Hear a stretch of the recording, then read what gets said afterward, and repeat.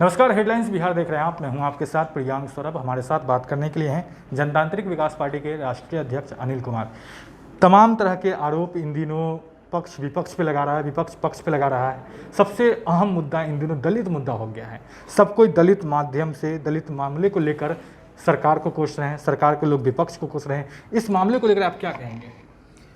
देखिए, मेरा स्पष्ट मानना है कि चुनाव के मौके पर दलित का प्रेम दिखा करके दलित को वोट को लेने की तैयारी है, ठगने की तैयारी है।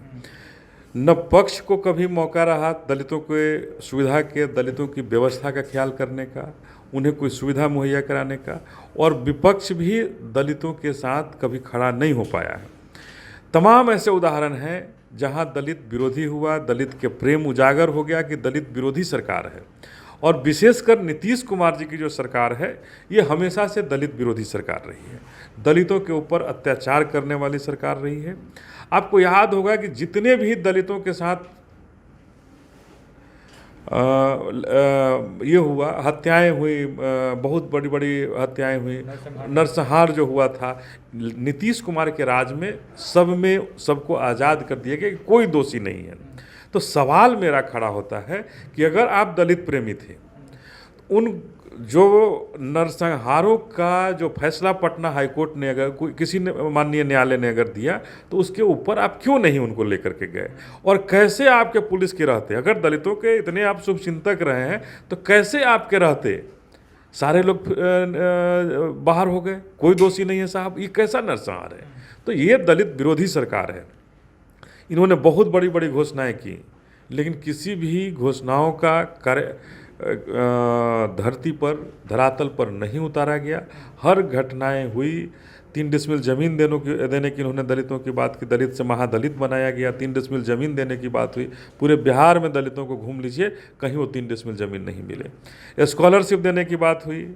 जुआ, हमारे जो टेक्निकल इंस्टीट्यूट में पढ़ने बिहार से बाहर बहुत सारे लोग चले गए पढ़ने, लेकिन उन्हें भी बीच में 2.5 साल के बाद से वो भी बंद कर दिया गया। तो ये तमाम तरह की बातें हैं जहां दलित विरोधी बातें हुई हैं। तो कैसे हम दलित प्रेमी नीतीश कुमार को कह सकते हैं? अच्छा, ये बार बार कहा जा रहा है इन दिनों, सत्ता पक्ष पर भी विपक्ष पर भी ये कहा जा रहा है कि महागठबंधन में भी दलित सीएम बने, या सत्ता पक्ष के लोग जो तत्काल हैं, एनडीए के लोग, वो भी, उनके तरफ भी ये कहा जा रहा है कि वो लोग भी इस बार दलित को ही सीएम बनाए। खासकर पप्पू यादव इस तरह की सवाल को उठा रहे हैं। पप्पू यादव के बारे में ये भी कहा जा रहा है कि आप लोग के साथ मिलकर तीसरा मोर्चा बना सकते हैं। तो क्या आप लोग तीसरा मोर्चा बनाते हैं, तो क्या आप लोग दलित सीएम बनाएंगे? देखिए, दलितों के विकास का बात होना चाहिए, दलितों के उत्थान की बात होनी चाहिए। जो भी करे उसके साथ होने की बात होनी चाहिए। किसी भी एक व्यक्ति के पास अगर विजन नहीं होगा, चाहे वो पिछड़ा रहेगा। आज तो 30 साल से बिहार में पिछड़ों का शासन है, क्यों नहीं पिछड़ों का उत्थान हो सका? तो हमारा मानना है कि किसी जाति और धर्म से हमारे बिहार का उत्थान नहीं हो सकता है, हमारे बिहार के दलित भाई बहनों का उत्थान नहीं हो सकता है। दलितों के उत्थान के लिए किसके पास प्रोग्राम है? क्या प्रोग्राम हो सकता है? कैसे हम अपने जो प्रवासी हैं, प्रवासी बिहारियों को कैसे रोकेंगे, जो बिहार से बाहर चले जाते हैं काम करने के लिए? तो ये सब हमारा मुद्दा होना चाहिए। ये 3 डिसमिल ज़मीन कह करके जो ठगने का काम किया गया, तो हम उन्हें कैसे घर दें दलितों को, उसमें रहने की व्यवस्था करें, और जब रहने की व्यवस्था करें तो उन्हें खाने की भी व्यवस्था करनी पड़ेगी। तो मैं ये नहीं कहता हूं कि उन्हें अन्न देने की बात नहीं करता हूं, मैं रोज़गार देने का प्लान करना चाहता हूं, और कहना चाहता हूं कि जो वो बात करें ना कि हम रोज़गार कैसे उत्पन्न कर सकते हैं। जब तक कोई रोज़गार नहीं उत्पन्न कर सकता है, किसी भी, चाहे वो दलित हो, पिछड़े हो, अति पिछड़े हो, चाहे वो महादलित हो या सवर्ण हो, किसी के साथ संकट रहेगा और किसी का उत्थान बिहार में नहीं हो सकता है। नीतीश कुमार ने 15 साल में बिहार का कौन सा ऐसा उद्योग था जो बिहार में लगाने का काम किया है? तो जब बिहार में जब उद्योग नहीं लगे साहब, तो कैसे किसी का उत्थान हो सकता है?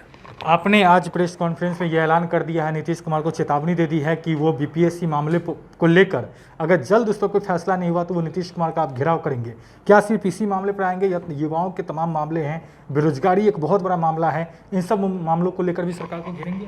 देखिए, हमने अभी जो स्नातक छात्रों का जो 2017 में परीक्षा हुआ, 19 में परीक्षा हुआ, और स्नातक सहायक अभियंताओं की जो भर्ती नहीं हुई है, उसके बारे में कहा है। और उसके अलावे जो बीपीएससी में तमाम तरह के भ्रष्टाचार का है, परीक्षाएं ली गई हैं जिनकी भर्तियों को नहीं भरा जा रहा है, उनके खिलाफ भी मैं करूंगा। और जो शिक्षकों के साथ में केवल नियोजित शब्द हटा करके जो उन्हें मुख्यमंत्री ने ठगने का काम किया है कि समान काम का समान वेतन होना चाहिए, हमारा ये स्टंट क्लियर है कि समान काम का समान वेतन होना चाहिए। तो इन सब मुद्दों पर हम लोग बात कर रहे हैं, सब मुद्दों को लेकर के नीतीश कुमार जी का घेराव करने का जरूर हम लोग। तीसरे मोर्चे को लेकर क्या कुछ रूपरेखा तैयार हुई है अब तक, कैसी बातें? देखिए, अभी तक ये साफ नहीं हुआ है, तीसरे मोर्चा के में बात हो रही है, अभी साफ नहीं हुआ है। जैसे ही साफ होगी हम लोग आपके बीच में आएंगे और बताएंगे हम लोग कैसे, हमारी क्या बिहार का विजन है, बिहार को विकास पर ले चलने का क्या विजन है, और हम लोग आपके बीच रख करके बिहार को आगे ले चलने की बात रखेंगे, और कौन कौन है ये भी सामने हम लोग रखेंगे। धन्यवाद। तो ये थे अनिल कुमार, जनतांत्रिक विकास पार्टी के राष्ट्रीय अध्यक्ष हैं। इन्होंने तमाम मामलों पर बातचीत की है, खासकर दलित मामलों को लेकर जिस तरीके से इन दिनों सियासत तेज है, इन सब मामलों को लेकर उन्होंने विपक्ष और पक्ष दोनों पर प्रहार किया। बढ़ रहे हेडलाइंस बिहार के साथ। अगर आपने अब तक हमारे चैनल को सब्सक्राइब नहीं किया तो जल्द सब्सक्राइब कर ले। धन्यवाद।